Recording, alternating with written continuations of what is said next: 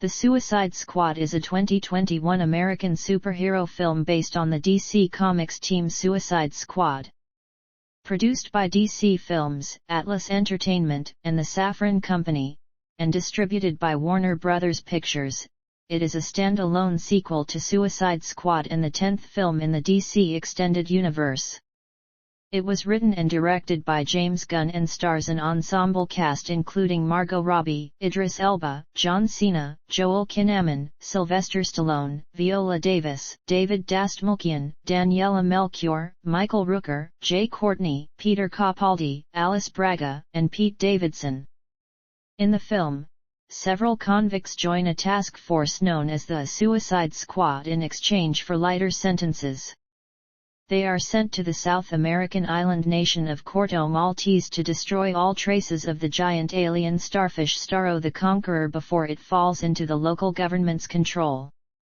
David Ayer was set to return as director for a Suicide Squad sequel by March 2016, but in December he chose to work on other projects. Warner Bros. Considered several replacements before hiring Gavin O'Connor in September 2017. He left due to creative differences, and Gunn was hired in October 2018 to write and direct the film after being temporarily fired by Disney and Marvel Studios as director of Guardians of the Galaxy Volume 3. He drew inspiration from war films and John Ostrander's 1980s Suicide Squad comics, and explored new characters in a story separate from the first film's narrative, though some cast members do return from Suicide Squad. Filming took place from September 2019 to February 2020, primarily in Atlanta, Georgia, as well as in Colón, Panama, and Porto, Portugal. The film had the biggest sets ever built for a Warner Bros. Production. The Suicide Squad premiered theatrically in the United Kingdom on July 30, 2021. It was released in the United States on August 5. Simultaneously in theaters and on the streaming service HBO Max. The film received positive reviews from critics who praised Gunn's script, direction, and visual style. Many found the film to be a significant improvement over its predecessor, and it became the most streamed DCEU film on HBO Max. It was a box office disappointment and grossed $168.7 million worldwide against a production budget of $185 million, which was attributed to factors such as the COVID-19 pandemic, the film's availability on HBO Max, and its relationship to the first Suicide Squad. Peacemaker, a spin-off television series starring Cena, debuted on HBO Max in January 2022.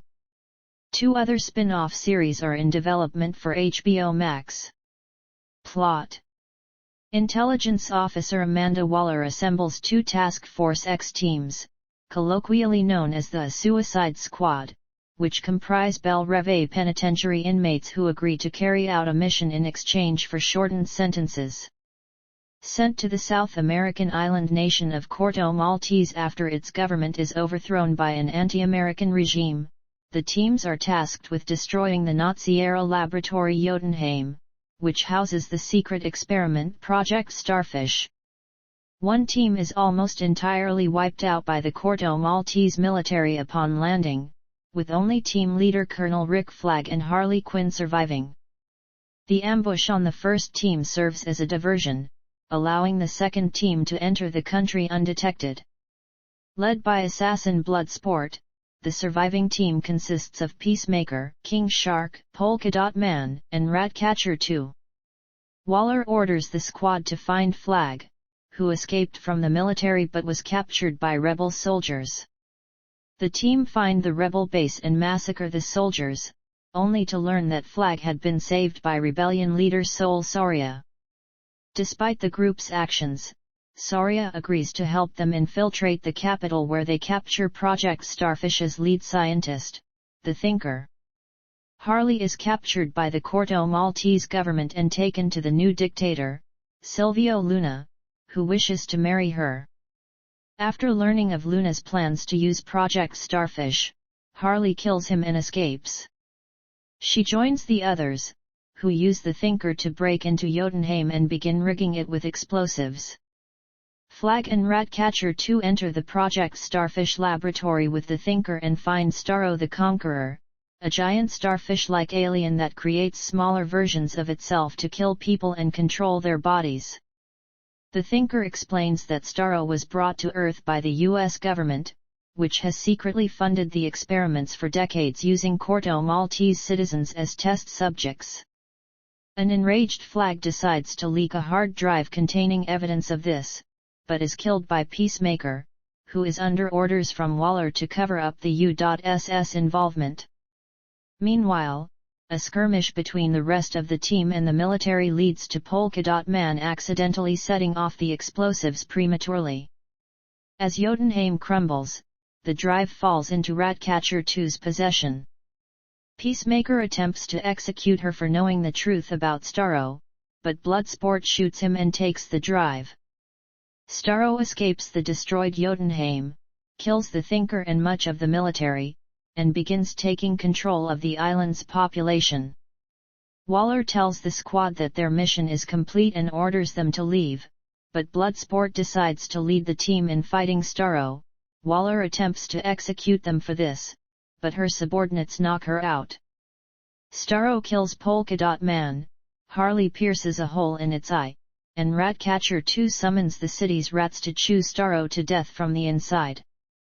With the military diverted, Soria takes control of the government and pledges democratic elections. Bloodsport forces Waller to release him and the surviving squad members in exchange for keeping the contents of the drive confidential, and they are airlifted out of Corto Maltese. In a mid-credits scene, it is revealed that Weasel, one of the first team's members who was believed to be dead while drowning at the shore, is still alive, having survived drowning. In a post-credits scene, Waller punishes her subordinates by assigning them to a new mission with Peacemaker, who is recovering in a hospital. Cast: Margot Robbie as Dr. Harleen Quinzel / Harley Quinn, a crazed criminal and former psychiatrist. Robbie said the film would show a new side of the character compared to her previous DC Extended Universe appearances due to her being in a new place and surrounded by new characters. Despite inheriting this version of Harley from previous films, writer/director James Gunn loved the character and felt very comfortable writing for her. He wanted her to be the most Harley of all Harleys depicted on film, including making healthy choices, following her toxic relationship with the Joker, that other people would find insane. He likened Harley's relationship with Bloodsport to the comedy duo Abbott and Costello, with Harley being Costello. Idris Elba as Robert Dubois / Bloodsport, a mercenary with a technologically advanced suit that he can use to create different gadgets and transforming weaponry. After being convicted of shooting Superman with a kryptonite bullet, Bloodsport shortens his prison sentence by joining Task Force X so he can help his daughter Tyla. Gunn said each member of the Suicide Squad in the film was inspired by a different film genre, and described Bloodsport as an unsentimental portrayal of a 1960s action hero like Steve McQueen, without their moral repercussions. The character's story in the film takes him from a toxic asshole to a true leader. John Cena as Christopher Smith / Peacemaker, a ruthless, jingoistic killer who believes in achieving peace at any cost. Gunn told Cena not to read any Peacemaker comics before filming, and Cena originally approached the role with an angular, drill sergeant, Full Metal Jacket-esque personality before Gunn told him to act like a douchey, bro-y Captain America who could have appeared in a 1970s television series like Wonder Woman.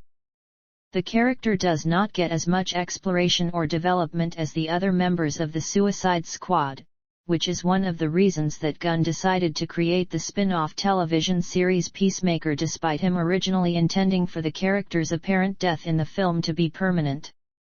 Joel Kinnaman as Colonel Rick Flag, the field leader of the Suicide Squad. Gunn said Flag was the character that changed the most compared to the first Suicide Squad, with Kinnaman describing this version as sillier, less jaded, more naive, and funnier. Gunn said Kinnaman was not used to comedic acting but quickly showed a talent and an affinity for it. Flagg begins the film on the Suicide Squad team that Amanda Waller sends as a decoy, and a deleted scene would have explained that she did this because he made fun of an ugly shirt she was wearing. Gunn said Flagg has grown sick of being taken advantage of and doing bad things, which leads to him disobeying Waller and being killed by Peacemaker. Sylvester Stallone as the voice of Nana/King Shark, a man-eating shark-human hybrid, created with visual effects. Steve Agee, a longtime friend of Gunn's, developed King Shark's portrayal on set. He was chosen partly because he is 6 feet 7 inches, and wore a wireframe version of a shark head as well as a bodysuit to further approximate the character's size and shape. Gunn wanted the underlying story for King Shark to explore his loneliness as someone who wants to be part of the world and connect with other people, but is not able to due to his appearance. This is seen in moments where he pretends to read or looks longingly out a window at a couple who are together. Viola Davis as Amanda Waller, the director of ARGUS who runs the Task Force X program. Gunn said Waller, along with the U.S. government, is the true villain of the film, which explores the different reactions that the Suicide Squad have to her asking them to cover up illegal experiments in Corto Maltese. He added that there was no better Amanda Waller than Davis, and said she was incredibly intimidating when portraying the character. David Dastmalchian as Abner Krill/Polka Dot Man, an experiment gone wrong in a suit covered with polka dots.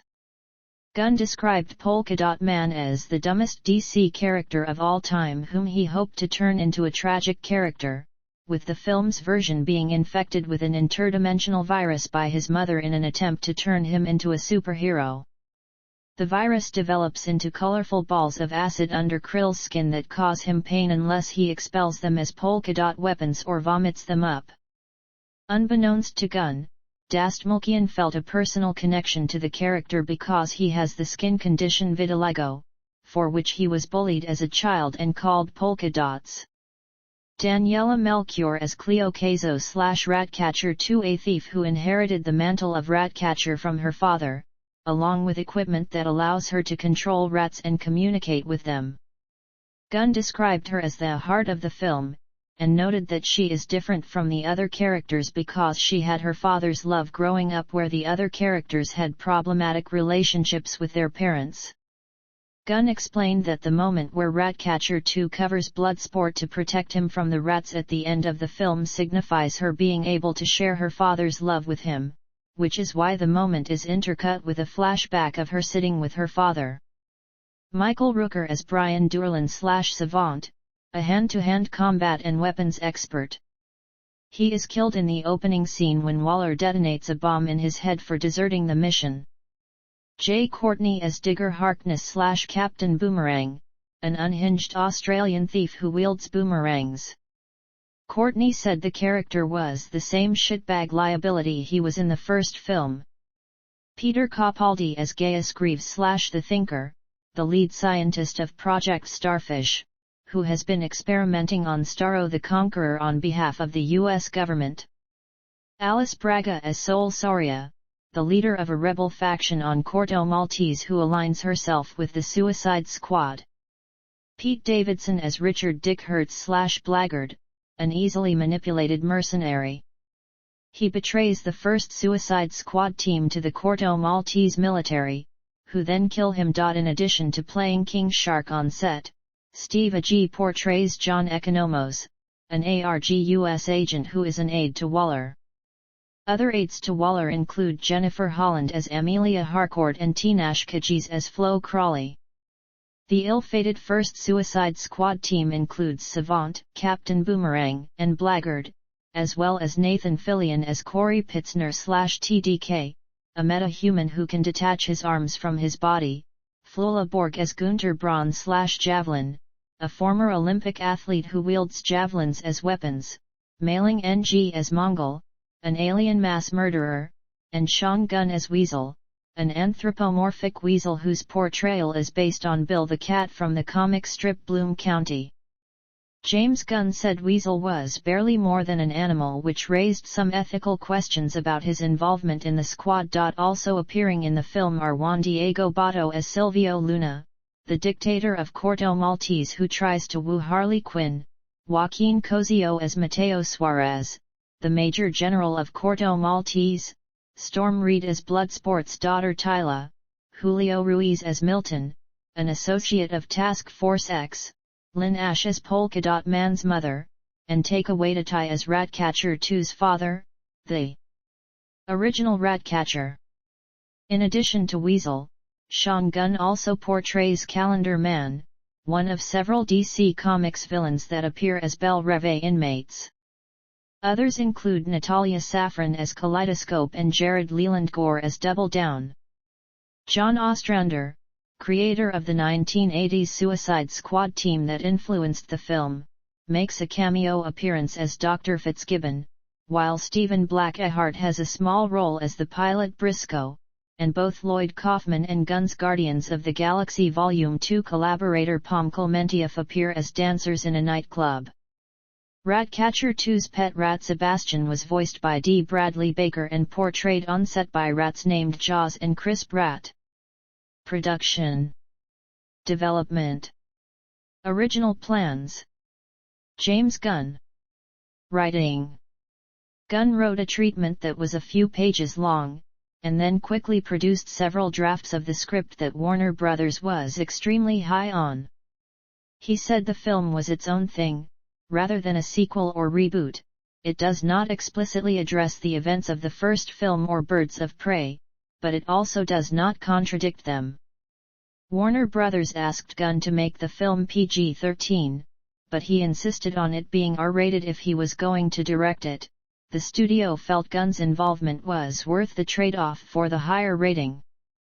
He took inspiration from John Ostrander's original 1980s run on the Suicide Squad comic books, which he was drawn to because it was about a bunch of loser, B-grade supervillains.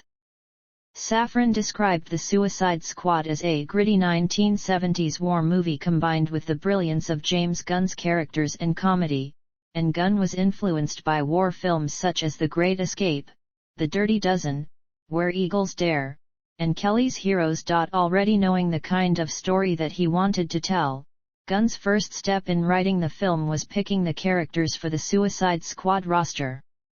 He spent days going through the library of existing DC Comics characters and deciding which group would work well together. He wanted to create a blend of characters by having each feel like they were part of a different film genre. The first new character that Gunn added to the roster was King Shark, who was intended to appear in the first film before being replaced by Killer Croc. Gunn sought to feature an animal on the team, and chose King Shark because he enjoyed the concept of a man-eating fish-human hybrid. Other new characters that Gunn added include Polka Dot Man, Peacemaker, and a female version of Ratcatcher. He said one of the main differences between this film and the Guardians of the Galaxy films was that it would be unclear whether some Suicide Squad members would turn out to be good or bad, unlike the Guardians of the Galaxy who are portrayed as heroes despite their flaws. Characters that were considered but ultimately rejected include Sports Master, Dog Welder, Batmite, Livewire, Punch and Julie, Black Spider, Deathstroke, Man-Bat, Plastic-E, Chemo, KG Beast, Solomon Grundy, Rainbow Creature, Gunhawk, Knockout, Killer Frost, Mr. Freeze, and Yahya Abdul-Mateen II's Black Manta from Aquaman. He did not consider using the Joker because he felt Amanda Waller would not have any use for the character, and chose not to use Kite Man because he felt the character was already a punchline in the comics and would not feel fresh for the film. Gunn also avoided characters like Bronze Tiger and Katana since they are anti-heroes rather than villains. Gunn felt he was in a position, and had the responsibility, to take risks with the property and try make an all-out entertaining film from start to finish that didn't play by the rules. This included postmodern aesthetic decisions such as creating sequences that showed the perspectives of Harley Quinn and Polka Dot Man, adding an extended subplot where Harley Quinn is on her own away from the action, and adding title cards that segue between sequences. These elements were written into the script, including what Gunn referred to as Harley Vision, where gory murders are depicted through Harley's starry-eyed way of looking at life by mixing hearts and beautiful little things with the blood that is coming out of the people Harley is killing. The Harley Vision visuals were inspired by a video game that Gunn helped develop called Lollipop Chainsaw. The main villains of the film are Amanda Waller and the U.S. government, who are trying to cover up their involvement in illegal experiments on the island of Corto Maltese. Gunn did not feel that this storyline was specifically critical of the U.S. government, just realistic given the real-world history of the U.S. interfering in other countries.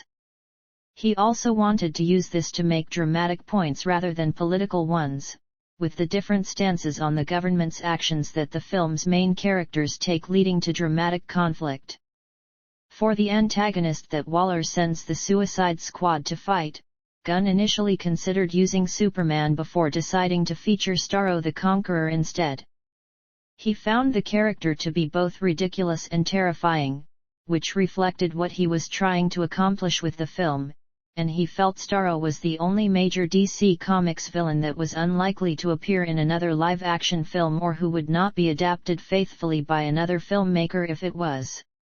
He also wanted to avoid potential questions regarding who should be portraying Superman in the DCEU and what that would mean for the film's connections to the wider shared universe. DC allowed Gunn to kill any character, including Harley Quinn, and he ignored the potential backlash from doing this to prioritize the natural evolution of the story. He did not want it to be like other films which might kill off some characters early on but then not kill any of the main characters at the end, so he knew that one of the Suicide Squad members would die during the final battle. He originally intended for this to be Ratcatcher, but ultimately felt that this would be too heartless. He chose Polka Dot Man instead because he thought the character had the most complete story arc at that point in the film. Casting. When acknowledging the first film's negative reception, Gunn said there were aspects of it that he loved and defended Ayer's casting choices. The first decision Gunn made on the new film was to bring back Robbie as Harley Quinn and Viola Davis as Amanda Waller. On February 27, 2019, Smith was revealed to no longer be in the film's cast due to scheduling issues. On March 1, Gunn met with Idris Elba to discuss him joining the film, reportedly as a replacement for Smith as Deadshot. Elba was Gunn's only choice for the role, and he wrote the script with Elba in mind, something Gunn rarely does for actors he has not met. Elba agreed to join the film during that conversation, as he wanted to work with Gunn and felt so touched and honored that someone of talent was really keen to work with him. Elba was in official negotiations the next week. Joel Kinnaman's Rick Flag was expected to return from the first film at that point, and Jai Courtney revealed later that month that he was returning as Captain Boomerang from the first film. In April, the film's creative team decided that Elba would play a new character rather than Deadshot. This decision was made, following weeks of discussions that included Gunn and Elba, to be respectful to Smith and allow him the option to return to the role in the future. Elba later stated that Gunn never intended to cast him as Deadshot, while Gunn said he changed his mind about who Elba would portray a lot. Gunn ultimately chose to cast Elba as Bloodsport because he liked the character in the comics. Though the film has an ensemble cast, Gunn felt Bloodsport was the main protagonist due to being the most prominent and because of the amount of character growth that he goes through. Gunn wrote King Shark with Sylvester Stallone in mind, but tested 3 other voice actors before asking Stallone to join the film. Stallone agreed to voice the character due to his experience working with Gunn on Guardians of the Galaxy Volume 2. Gunn was looking to cast Bautista as Peacemaker, but the actor had a scheduling conflict with Zack Snyder's Army of the Dead. John Cena entered talks for a role in the film that was believed to be Peacemaker in late April, as Gunn had wanted to work with Cena since seeing his performance in Trainwreck. Cena made numerous unsuccessful attempts to join the DCEU prior to his casting in this film. David Dastmalchian and Daniela Melchior were respectively cast as Polka Dot Man and Ratcatcher 2 at the end of April. Gunn said the role of Polka Dot Man was tailor-made for Dastmalchian, who had been friends with Gunn for a long time. In contrast, Melchior was cast from a group of 200 actors. She did a chemistry test with live rats as part of her audition process because her character controls rats in the film and had to interact with them on set. Gunn's frequent collaborator Michael Rooker was in talks to join the cast in May, while Storm Reid was cast as the daughter of Elba's character in July. Flula Borg, Nathan Fillion, and Steve Agee joined the film in August, with Agee initially reported to be portraying King Shark. Also in August, Taika Waititi entered negotiations for a role. Peter Capaldi joined the cast in early September, when Pete Davidson was in talks to make a cameo appearance during a break from his work on Saturday Night Live. Davidson agreed to join the film because his character is called Dick Hertz, which Davidson found to be funny. A table read for the film with the full cast was held on September 11, ahead of the start of filming later that month. Gunn later announced the film's full main cast and characters: Dastmalchian as Polka Dot Man, Cena as Peacemaker, Courtney as Captain Boomerang, Joaquin Cosio as Mateo Suarez, Fillion as TDK, Kinnaman as Rick Flag, Mailing NG as Mongol, Borg as Javelin, his brother Sean Gunn as Weasel, Juan Diego Botto as Silvio Luna, Reed as Tyla, Davidson as Blackguard, Waititi as the first Ratcatcher, Alice Braga as Sol Soria, Agee, Tinash Kajiz as Flo Crawley, Melchior as Ratcatcher 2, Capaldi as Thinker, Julio Ruiz as Milton, his girlfriend Jennifer Holland as Amelia Harcourt, Davis as Waller, Elba as Bloodsport, Robbie as Quinn, and Rooker as Savant. Agee was the on-set reference for King Shark, and also portrays John Economos. Design. Production designer Beth Mickle said Gunn wanted the film to be grey and drab and monotone until the characters arrive in Corto Maltese, which he wanted to explode with color like Panama and Cuba. The design team took inspiration from photos of Havana, Cuba, and São Paulo, Brazil. Gunn said the film featured the biggest sets ever built for a Warner Brothers film, with Mickle building a set the size of 3 football fields for the outside of Jotunheim where the final battle was filmed, and an even bigger beach set that had real waves and a palm tree forest which Gunn called the greatest set ever been on. The jungle featured a bamboo cage that was 8 feet deep. Gunn said building a whole beach was expensive, but it was more cost-effective than using a real beach due to changing tides and the limited amount of time available for filming in a real environment. Because of the mixture of characters that Gunn selected for the film's Suicide Squad roster, there are dorky comics costumes alongside modern, scary, grimdark costumes. One of the biggest costume challenges for Gunn was creating Bloodsport's suit, from which the character can form various weapons. Robbie wears a new costume that features Harley's traditional red and black color palette, with Gunn taking inspiration from the character's costume in the video game Batman: Arkham City. He wanted her jacket to have motorcycle gang style writing on the back, and chose Live Fast, Die Clown over other potential options Clown AF and World's Best Grandpa. Gunn also removed Harley's rotten facial tattoo that she had in previous DCEU films because both he and Robbie disliked it.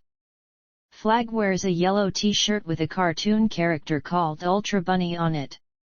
Gunn drew the character, and added the text "Obstacles are opportunities," which is his slogan when directing on set.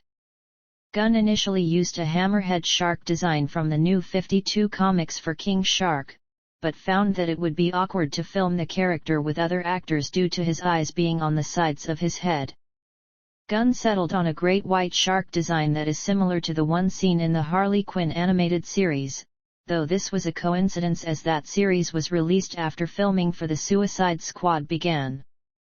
Gunn gave King Shark a dad bod to make him look less like a mammal, as well as small eyes, a big mouth, and a small head to avoid the cute anthropomorphic beast design seen in popular characters like Baby Groot from Guardians of the Galaxy Volume 2 and the Mandalorian's Baby Yoda. Filming.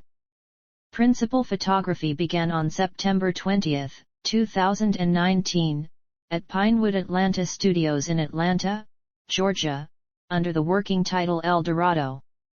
Henry Braham served as cinematographer, after previously doing so for Gunn's Guardians of the Galaxy Volume 2. Feige and Marvel Studios CEO President Luis D. Esposito visited the set during filming.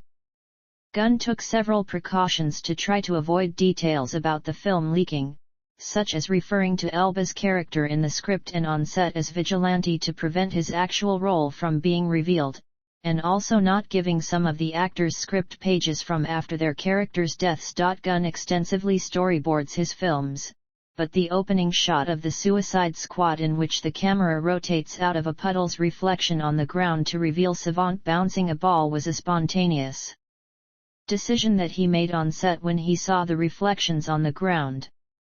For a scene where Bloodsport smokes a cigarette, Elba, who has asthma and does not smoke himself, was left with tears in his eyes that had to be removed digitally since Gunn otherwise liked the shot. Gunn said the film used more practical effects than any other blockbuster comic book film, with on-set special effects provided by Dan Sudik and prosthetics created by Legacy Effects. Gunn highlighted a shot in the film where King Shark, who is created with visual effects, rips a person in half, which was done practically using special effects and prosthetics. Stunt supervisor Guy Norris served as second unit director for the car scenes in the film. Gunn explained that he rarely uses second unit directors on his films and has never liked working with them, but he enjoyed the experience of working with Norris as he was not comfortable shooting with cars and had already known Norris for a long time. Filming in Atlanta was expected to last 3 months before moving to Panama for a month, with Panama standing in for the streets of Corto Maltese. Gunn said the city was beautiful but falling apart. We were able to use all the colors but to keep the grime as well. The cast and crew rescued several animals from the streets of Panama. Filming also took place in Porto, Portugal, and wrapped on February 28, 2020. Editing. Fred Raskin and Christian Wagner served as editors on the film.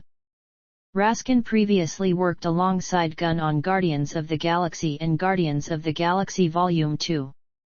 By April 2020, Gunn was editing the film at his home due to the COVID-19 pandemic, which he said had not affected post-production or the release schedule at that time. The initial assembly cut for the film was around 2 hours and 40 minutes long, and around 20 minutes of that was soon cut down during editing. Gunn felt the film was still too long, and removed some elements such as part of Harley Quinn's separate storyline that he felt was pushing audiences away a little bit too much, as well as a sequence with Ratcatcher, King Shark, Polka Dot Man, and the Thinker when they exit a Corto Maltese bar. Gunn felt the latter was pretty dynamite stuff, but it was slowing down the film in the wrong time. A smaller scene that was cut involved Waller's aide Flo Crawley being arrested for knocking Waller out during the final battle. Gunn explained that this was a mostly unnecessary detail which made the audience feel uncomfortable since it felt less like the villain, Waller, had lost, but he included the moment in a recap of the film that begins the spin-off series Peacemaker to explain why Crawley is not in that series. In December, Gunn said editing for the film's final cut had been completed and work on the remaining visual effects, sound, and score was continuing. The final runtime is 2 hours and 12 minutes. Visual effects. Kelvin McElwain was the visual effects supervisor for the film, with visual effects vendors including Framestore, Weta Digital, Trickster, Scanline VFX, and Cantina Creative. Gunn said the visual effects for King Shark, primarily handled by Framestore and Weta Digital, were particularly difficult to get right. Music. In May 2020, John Murphy was set as the composer for the film. Tyler Bates, who scored all of Gunn's previous films, was originally attached to compose the score for the Suicide Squad but eventually left the project.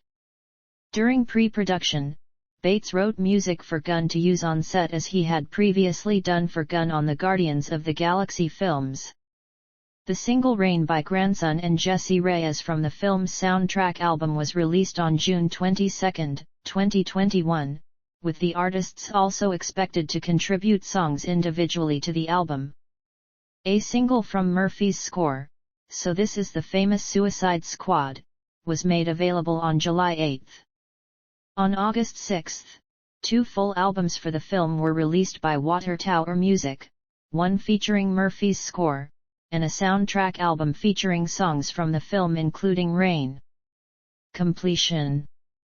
In January 2021, at the beginning of filming for Peacemaker in Vancouver, Canada, Gunn filmed a post-credits scene for the Suicide Squad that sets up the series. He had not planned an alternative post-credits scene before deciding to make Peacemaker. A month later, the film was fully finished. Gunn said Warner Brothers had not interfered with his vision for the film and had only given a few minor notes. He added that the Suicide Squad was the most fun he had making a film, which he attributed to prioritizing creativity over perfectionism, being in the best place mentally and emotionally of his career, having a stupendous cast and crew and supportive studio, and feeling that he was at the height of his directing abilities with the film. It came in under budget and had no days of additional photography. In July, the film's release date was moved up by a day to August 5. Marketing. A behind-the-scenes featurette was released on August 22, 2020, during the virtual DC Fandom event. A panel for the film was held during Comic-Con Experience's digital event CCXP Worlds on December 6, with James Gunn and members of the cast in attendance. The cast members discussed their characters, and a design for Elba's costume as Bloodsport was revealed.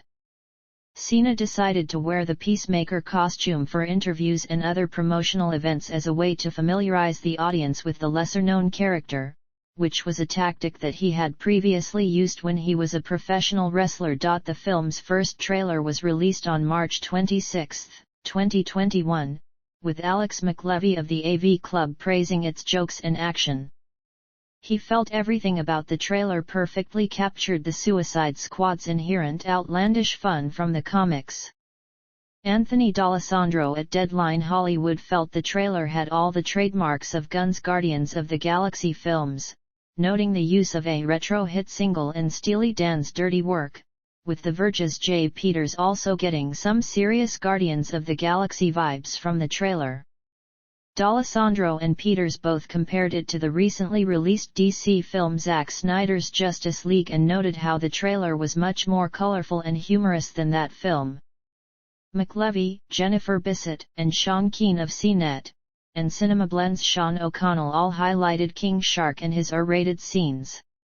The trailer was viewed 150 million times within a week of its release, breaking the record for red band trailers that was established earlier in the year by the trailer for Mortal Kombat. A green band trailer was released online on April Fool's Day, after debuting in front of theatrical screenings of Godzilla vs. Kong. It features new footage because Gunn did not want to use an edited version of the red band trailer as is usually done. Jennifer Ouellette at Ars Tech NICA noted that the new trailer had a darker, more ominous tone than the red band version, without the jokes and King Shark scenes and with added character beats.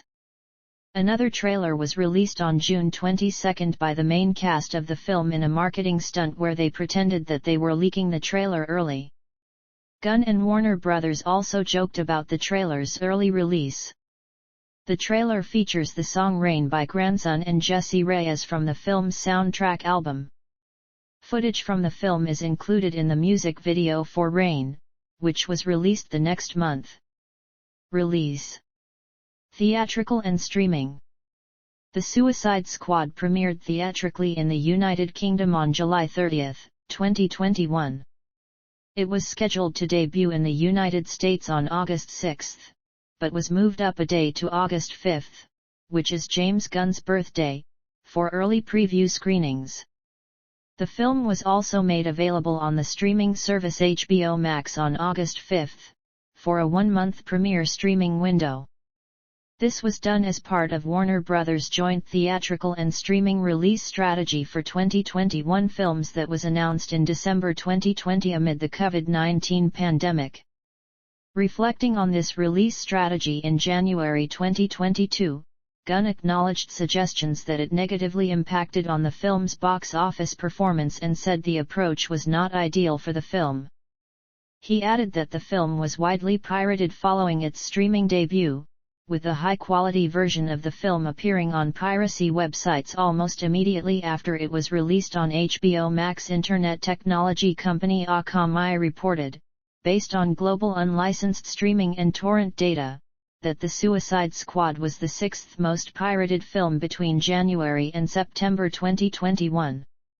Despite this, Gunn was grateful that people had been able to see the film online during the pandemic and that it had otherwise been well received.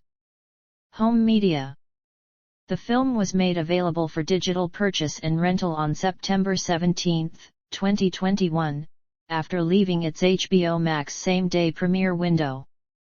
The Suicide Squad was then released on DVD, Blu-ray, and Ultra HD Blu-ray on October 26, with special features including a commentary by Gunn, deleted and extended scenes, a gag reel, 3 retro-style trailers, breakdowns of key scenes from the film, and several making-of featurettes. The film was the top seller for home media sales in the United States for 2 weeks after its release, on both the NPD Videoscan First Alert chart and the dedicated Blu-ray sales chart. According to the numbers, it sold a combined 146,752 Blu-ray and DVD units in its first week for a total of $3.8 million. It was the 4th highest-selling title for the month of October on the Videoscan First Alert chart. Reception. Box office.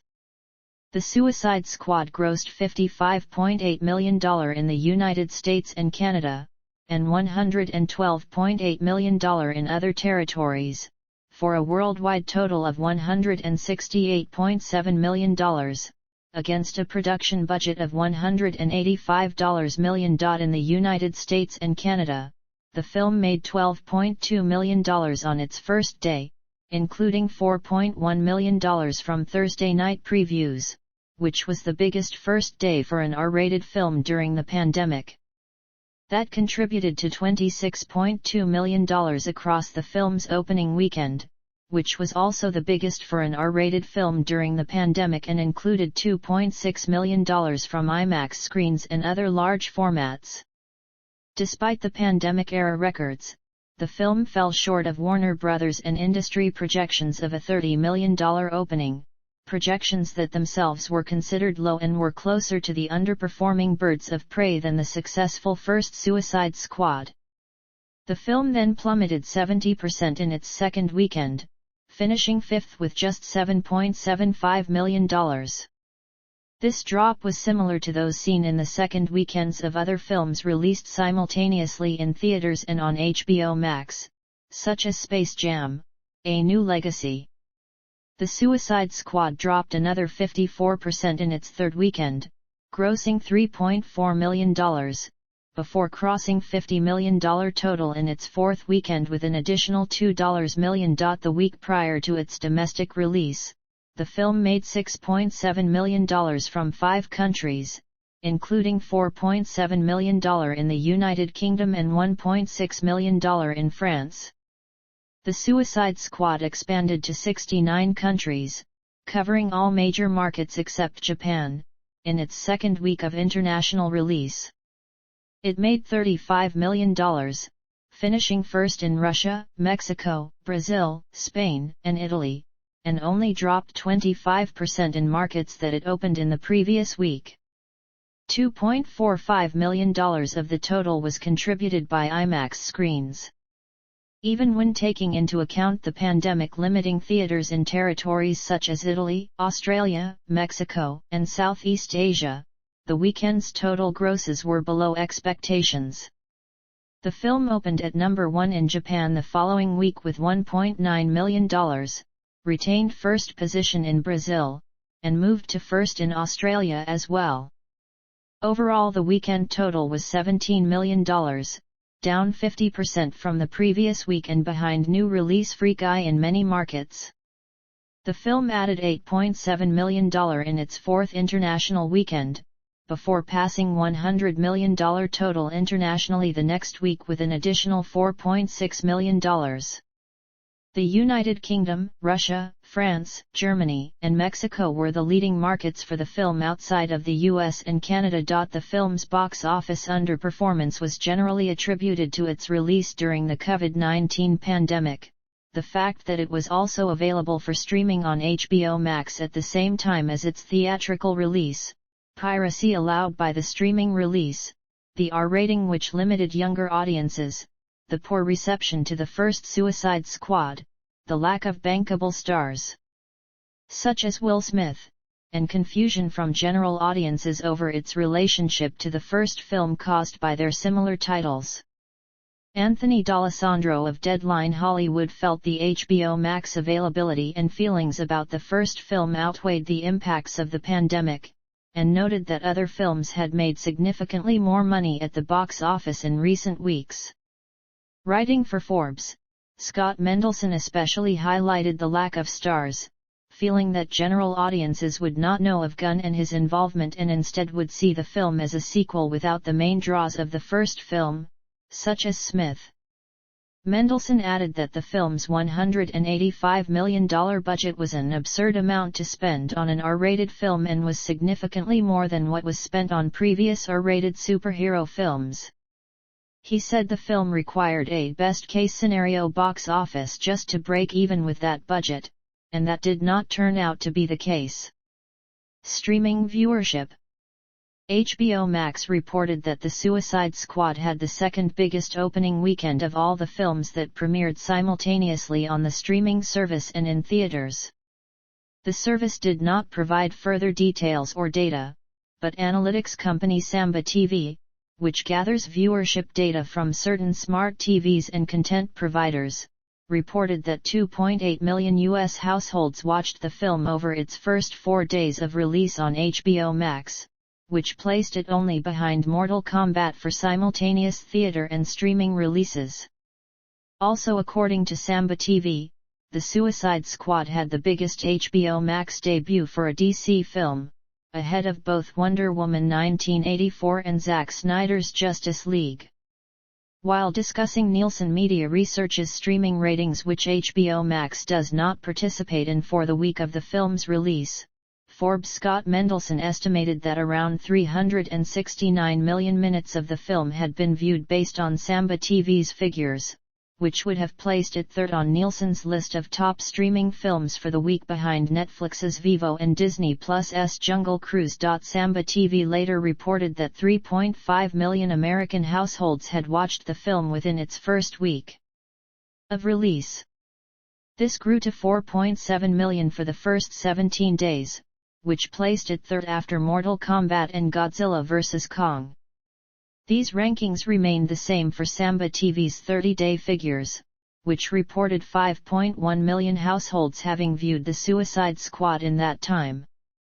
According to Wikimedia, who track viewership data for the 19 million worldwide users of their TV Time app, The Suicide Squad was the 7th most streamed film of 2021 and the most streamed project of the year for HBO Max.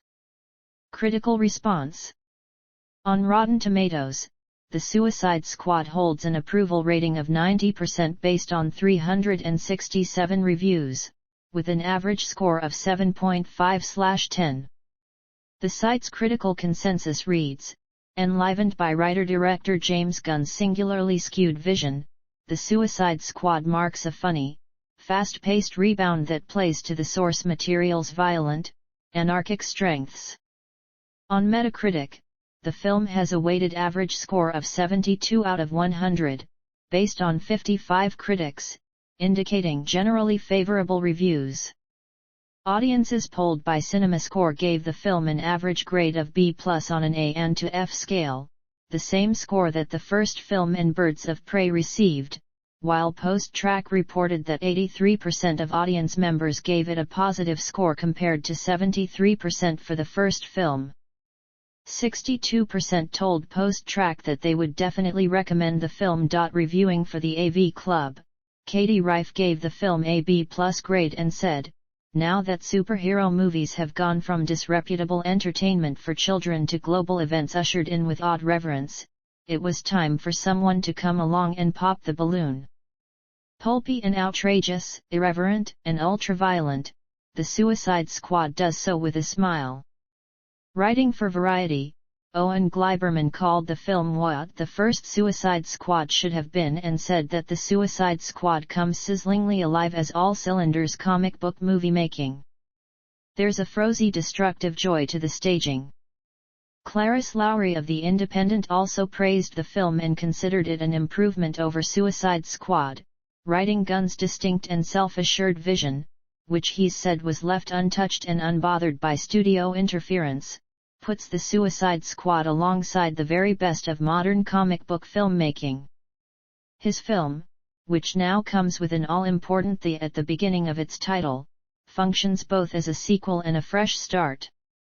Brian Truitt of USA Today gave the film 3.5 stars out of 4 and said the Suicide Squad shifts superhero movies into a hilarious, gory, and exceedingly bonkers new direction, but writer/director James Gunn still makes time to show one goofy supervillain making sure another's buckled up for a plane ride headed for certain doom, and also said that the film is a bloody marvel that blows up the superhero genre.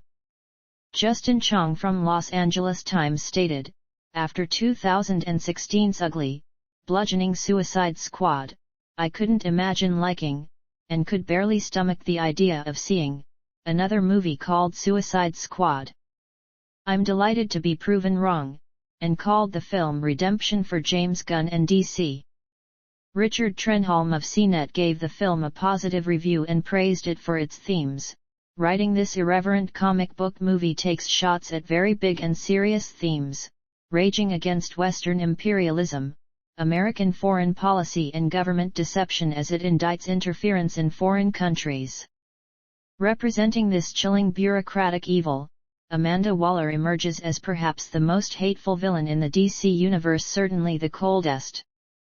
Alonzo Durald of The Wrap wrote, "The Suicide Squad is by no means perfect, but like the Deadpool movies, it's a showcase for what can happen when a superhero movie is allowed to be sprightly, self-aware, and sardonic while also indulging in hard R violence, gore, and language." Gunn's latest creation is not without moments that drag, but when it pops brilliantly. Entertainment Weekly's Leah Greenblatt gave the film a C and grade and wrote, "The script, accordingly, herks and jerks along with a sort of forced festive glee, its mounting body count buffeted by goofball banter and pounding soundtrack cues. A good half of the jokes don't land, but unlike his predecessor's joyless slog, Gunn's version at least celebrates the nonsense." Peter Bradshaw of The Guardian gave the film 3 out of 5 stars, and called it a long, loud, often enjoyable, and amusing film that blitzes your eyeballs and eardrums and covers all the bases. Themes and analysis. Some critics have interpreted The Suicide Squad as a critique and even a parody of American foreign policy and noted some anti-imperialist themes, which was arguably done in greater extent than the film's predecessor. Noah Berlatsky of Foreign Policy compares the rationale of the Suicide Squad's intervention in the Corto-Maltese Civil War to the 2003 invasion of Iraq on the grounds of an anti-American regime purportedly gaining access to and weaponizing a destructive force such as Starro. He also notes that American interference in Corto-Maltese is as every bit as disastrous as the 2003 Iraq invasion, also commenting that the Suicide Squad depicts the U.S. government as bumbling and corrupt, citing the squad's accidental slaughter of the very fighters they were supposed to protect and Amanda Waller's desire to cover up America's role in Project Starfish and ambivalence towards Starro's rampage. Ruben Barron of CBR.com compares the torture and experimentation of Corto Maltese civilians in Project Starfish to the Abu Ghraib torture and prisoner abuse scandal and allegations of prisoner torture at Guantanamo Bay detention camp. He opines that the evil actions of Silvio Luna's regime and Starro, while heinous, are just symptomatic of the ultimate villain of the Suicide Squad, the United States government, describing Peacemaker's betrayal of the team as misguided patriotism, and that the heroes in this movie are those who are willing to defy the orders given to them by the government. Lucy Nichols of Counterfire writes that the film bizarrely, openly critiques American imperialism in Latin America, and like Barron, comments that the Suicide Squad is unusual among superhero films with its direct criticism of the U.S. government and military. Accolades. Future spin-offs. Gunn began working on a spin-off series featuring Peacemaker while completing work on the Suicide Squad. In January 2021, Gunn said he had ideas for more television spin-offs beyond Peacemaker. DC Films president Walter Hamada said a month later that they had plans for more projects with Gunn, and Safran said there was potential for more spin-offs based on Suicide Squad members such as Ratcatcher and Bloodsport if a filmmaker had a unique vision for them. Gunn said in February that he did not necessarily intend to write and direct every The Suicide Squad spin-off himself, like he did for Peacemaker. On November 10, 2022, Stallone confirmed that he would be returning to the franchise as King Shark, though he did not specify what project he would appear in. Peacemaker / None. Untitled spin-off series.